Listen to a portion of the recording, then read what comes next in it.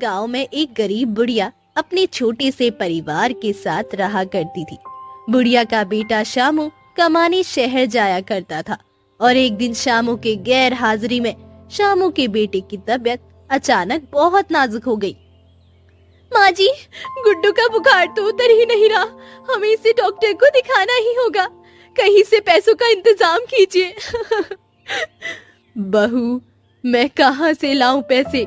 शामू को आने दे, तब तक ठंडी पट्टियां कर। नहीं माँ जी, ठंडी पट्टियां कर करके मैं थक गई हूँ, कुछ नहीं हो रहा, बुखार उतरने का नाम ही नहीं ले रहा। मेरा बच्चा रात भर सोया नहीं, आप किसी से उधार मांग कर लाइए। बहू, ऐसे कौन उधार देगा? अब तो कोई गहना भी नहीं बचा कि गिरवी रखकर पैसे उधार मांगू। दादी ने पूजा करते हुए बोला और फिर उनकी नजर पूजा घर में एक कटोरी पर गई, जिसे कि शामू के पिता दूर शहर से खरीद के लाए थे। दादी तुरंत ही इसे लेकर गांव के बड़े व्यापारी के पास पहुंची। साहब, रहम करे साहब। क्या हो गया काकी? इतनी बारिश में कहाँ और इतनी घबराई हुई क्यों हो? मेरा पोता बहुत बीमार है, उसे 2 दिन से बहुत तेज बुखार है, बुखार उतरने का नाम ही नहीं ले रहा। इसके इलाज के लिए 2000 रुपए की सख्त जरूरत है, आप जरा मदद कर दे। मेरा बेटा तो शहर कमाने गया है, आएगा तो मैं पैसे लौटा दूंगी। लेकिन काकी, ऐसे कैसे किसी को यूं ही पैसे दे दूं? आपके पास कोई कीमती सामान गिरवी रखने को हो तो कुछ बात बने। मेरे पास कीमती सामान के तौर पे यही है, इसे मेरे पति दूर शहर से लाए थे, कह रहे थे बहुत महंगा धातु है। आप तो व्यापारी हो, सब समझते हो, जरा देखना ना। कटोरी बेहद छोटी और सफेद रंग की थी। काफी पुरानी होने के कारण रंग जरा धूमिल पड़ गया था, लेकिन कटोरी में एक अलग सी चमक थी। कटोरी को हाथ में लेते ही रामलाल समझ गया कि ये कटोरी बहुत महकीमती है। अरे, इसमें तो चांदी से भी ज्यादा चमक है, कहीं प्लेटिनम तो नहीं? पर ये कटोरी इस बुढ़िया के पास आई कैसे? चलो छोड़ो, जैसे भी आई हो, अब तो इससे ये कटोरी लेता हूँ कैसे भी करके। क्या सोच रहे साहब, पैसे देंगे ना आप? अब इतनी सी चांदी की कटोरी को गिरवी रखकर कौन 2000 दे पाएगा? पर तुम्हारा पोता बीमार है तो ले जाओ, पर 1000 ही दे पाऊंगा। 1000? अच्छा, वही दे दीजिए साहब, मैंने अपने बेटे को तार भिजवाया है, आते ही पैसे वापस लौटा आऊंगी। तब तक इस कटोरी को संभाल कर रखिएगा, मेरे पति की आखिरी निशानी है, इसे गलाइएगा बिल्कुल नहीं, अपनी अमानत आपके पास छोड़ जा रही हूँ। दादी वहाँ से पैसे लेकर तुरंत ही अपने पोते का इलाज करवाती है और जब बेटा आता है तो सारी बातें बताती है। शामू ये सुन आग बबूला हो जाता है। ये क्या किया आपने? आपने वो कटोरी गिरवी रख दी? इसमें माँ जी की कोई गलती नहीं, मैंने ही इनसे पैसे लाने को कहा था। गुड्डू की तबीयत बहुत नाजुक हो गई थी। मैंने तुमसे पूछा? तुम बिल्कुल चुप रहो सरला, तुम्हें तो मालूम भी नहीं वो कटोरी कितनी कीमती थी। और माँ, आपको तो मालूम है ना, आपने ऐसा क्यों किया? अरे ठहर जा, इतना गुस्सा क्यों कर रहा है? वो कटोरी मैंने गिरवी रखी है, बेची नहीं है। अभी चल, छुड़ा कर लाते हैं। आपने जहाँ उसे गिरवी रखा है बताइए, हम चलकर अभी छुड़ाते हैं। बुढ़िया दादी तुरंत ही अपने बेटे को लेकर व्यापारी रामलाल के पास आती है। पहले तो बुढ़िया को देख रामलाल छिपने की कोशिश करता है, फिर जब असफल होता है तो सामने आकर गुस्से में बोलता है। बोलो बुढ़िया, क्या चाहिए? मैं आपके पैसे लौटाने आई हूँ साहब। अच्छा, लाओ। अब मेरा सामान वापस कर दो। कौन सा सामान? मैंने वो कटोरी दी नहीं थी, कहा था बहुत कीमती है, मेरी अमानत है। वो अच्छा, वो बित्ते भर की कटोरी, उसे तो कोई खरीदता भी नहीं, मैंने उसे पिघला दिया, इतनी सी चांदी निकली, 500 रुपए का भी नहीं होगा। फिर भी लो, ये 500 रुपए रख लो। क्या आपने वो कटोरी गला दी? हाँ, इतनी सी चांदी निकली थी। लेकिन गलाया क्यों? मैंने तो आपको बोला था हम आकर ले जाएंगे, तो फिर आपने गलाया क्यों? ज्यादा समय भी नहीं हुआ था, 2 ही दिन बीते हैं, मैं अपने बेटे संग पैसे लौटाने आई हूँ अभी। अरे बुढ़िया, ये ले 500 और जा, यही है तेरी कटोरी की कीमत। सुबह सवेरे दिमाग मत खराब कर, जा। इतना कहकर रामलाल दादी को धक्के मार देता है, जिसके बाद तो शामू के गुस्से का कोई आपा नहीं रहता। हमें बेवकूफ ना बनाओ लाला, वापस करो कटोरी या फिर पैसे दो। वो मेरे पिता की आखिरी निशानी थी, उसकी कीमत 2 लाख रुपए है। 2 लाख? सुनकर मेरी हंसी नहीं रुक रही। इतनी सी चांदी लाखों की? निकलो यहां से, बाहर निकलो। अरे मूर्ख, तेरी नजर में भावनाओं की कोई कदर है या नहीं? ये कटोरी तो अनमोल थी हमारे लिए, मुसीबत में गिरवी रखा था। हमने तो बरसों से संभाल कर रखा था। न जाने वो कौन सा धातु था, पर हाँ, चांदी तो नहीं ही था। ये सब सुन रामलाल उन्हें तुरंत ही बाहर निकाल देता है और मन ही मन बेहद खुश होता है। उसे लग रहा था कि अब मुसीबत मिट गई, लेकिन उसे क्या पता था शामू इसके लिए पंचायत बैठा लेगा। गांव में किसी को कुछ भी समस्या होती तो उसका समाधान पंचायत किया करती।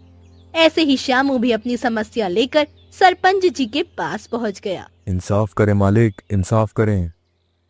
मेरे और बाबूजी के आजीवन शहर जाकर की गई कमाई से कटोरी आई थी।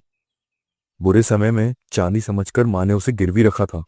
अरे माँ तो अनपढ़ अनजान है, इसे तो सब मालूम है ना। इसने क्यों किया ऐसा? क्या इतनी चमकने वाली चीज चांदी होती है भला? हो ना हो वो प्लेटिनम थी। बाबूजी ने तभी इतना संभाल कर रखने के लिए कहा था। झूठ बोल रहा है ये, रहने को ढंग की छत नहीं। प्लेटिनम की कटोरी इसके पास कैसे आएगी, आप ही सोचो। नहीं सरपंच जी, झूठ तो ये बोल रहा है। मेरी कटोरी चांदी की हो ही नहीं सकती। चांदी इतनी चमकती है क्या?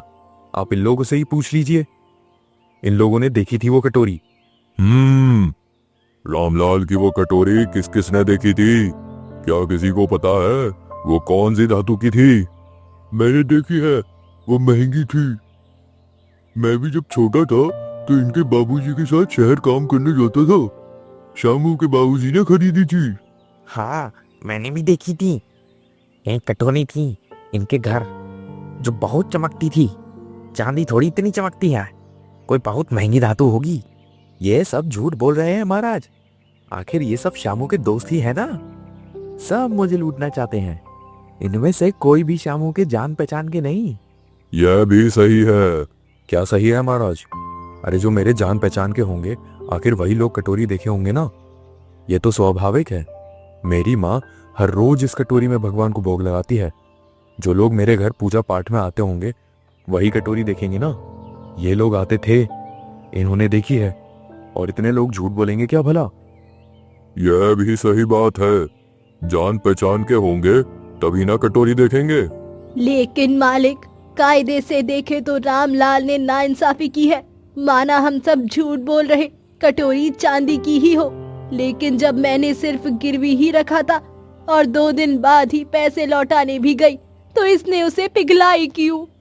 और रामलाल, तुमने गलती की। अब चाहे वो कटोरी कितने की भी हो, ये लोग जितना बोलेंगे तुम्हें उतना देना पड़ेगा। बताओ शामू, तुम्हारी नजरों में कितने की थी कटोरी?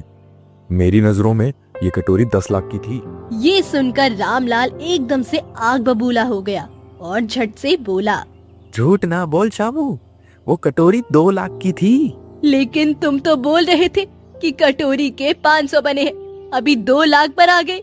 हाँ, वो तो है ही, पर तूने उस दिन दुकान पर आकर 2 लाख बोला था ना। आज पंचायत के सामने बदल गया। वैसे तो वो कटोरी अनमोल थी, पर 2 लाख ही सही। अभी के अभी दे 2 लाख। अभी के अभी क्या, उधार रखो, बाद में दे दूंगा। बाद में तो तुम देने से रहे, अभी पंचायत के सामने 2 पैसे। सरपंच जी, आप हमारे पैसे दिलवाइए, इंसाफ कीजिए। रामलाल, मुझे तुम्हारे लिए बेहद बुरा लग रहा है, पर मैं कुछ कर नहीं सकता। कानून के हिसाब से तो तुम्हारी गलती है। श्यामू जो मांगे उतना तुम्हें अभी ही देना पड़ेगा। मैं चाह कर भी कुछ नहीं कर सकता। अब क्या करूं? कटोरी महंगी ही लग रही थी। प्लैटिनम हुई तो 10-12 लाख तो मिलेंगे ही। एक काम करता हूं, अभी इसे 2 लाख दे ही देता हूं। पंचायत में सबकी हमदर्दी भी जीत लूंगा। रामलाल तुरंत ही ऐसा कहते हुए गुस्से में अपने दुकान के गले से लाकर 2 लाख रुपए बुढ़िया की तरफ बढ़ा देता है। लो 2 लाख, और अब मेरी दुकान पर मत आना। अच्छा खासा फंसा लिया। हो गया इंसाफ। बुढ़िया, शामू, तुम लोग अब खुश हो ना? हाँ सरपंच जी, आपकी मेहरबानी से हमें इंसाफ मिला। अब इन पैसों से मैं अपने पोते का बेहतर इलाज करवाऊंगी और बढ़िया घर बनवाऊंगी। वो नहीं है, पर देखा शामू, तेरे बाबा ने कैसे हमारा ख्याल रखा। पर सरपंच जी, एक बात समझ आई, भलाई का तो जमाना ही नहीं रहा। मैं तो अच्छा खासा इस बुढ़िया के पोते के इलाज के लिए पैसे दिया था, और अब ये बुढ़िया ही मुझे खा गई। कितना घिनौना आरोप लगा गई, पूरे गांव में मेरी बदनामी कर दी। होता है रामलाल, तुम्हें वो कटोरी पिघलानी नहीं चाहिए थी, नहीं तो ये सब होता ही नहीं। ठीक है, मेरी ही गलती है। वैसे भी गलती के ही पैसे भरे हैं, क्योंकि कटोरी तो कुछ काम की थी नहीं। सभी गांव वालों के बीच इतना कहकर रामलाल अपनी दुकान बंद करके वाकई की कटोरी गलाने लगता है और प्लेटिनम की आस लगाए बेहद उत्सुक होता है। खुशी से गाने गाता झूमता है। आज मौसम बड़ा, अरे आज मौसम बड़ा। पर जैसे ही कटोरी पूरी पिघलती है, रामलाल के सपनों पर पानी फिर जाता है।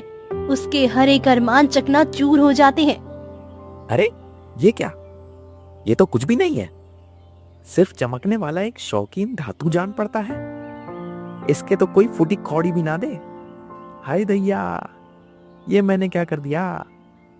इसके लिए मैंने इतनी मगजमारी की, इसके लिए मैंने 2 लाख रुपए दिए। हाय दैया दैया, मैं लुट गया, मैं तो बर्बाद हो गया। रामलाल एक अच्छा व्यापारी था, पर जरा से लालच और मूर्खता के कारण अब उसे भारी नुकसान उठाना पड़ा। वो नुकसान के दर्द में आंसू बहा रहा, तो वहीं जिसे वो बेवकूफ बनाने चला था, उस गरीब बुढ़िया की किस्मत ही चमक उठी। इसीलिए कहते हैं, लालच का फल बुरा होता है और सब्र का फल मीठा। रामलाल को लालच का फल मिला और बुढ़िया को सब्र का। तो दोस्तों, कैसी लगी आपको ये कहानी? हमें कमेंट्स में जरूर बताइएगा। साथ ही ऐसी और वीडियो और कहानी के लिए हमारे चैनल को सब्सक्राइब करें और हाँ, बेल आइकन की बटन को दबाना ना भूलें। मिलते हैं अगले वीडियो में।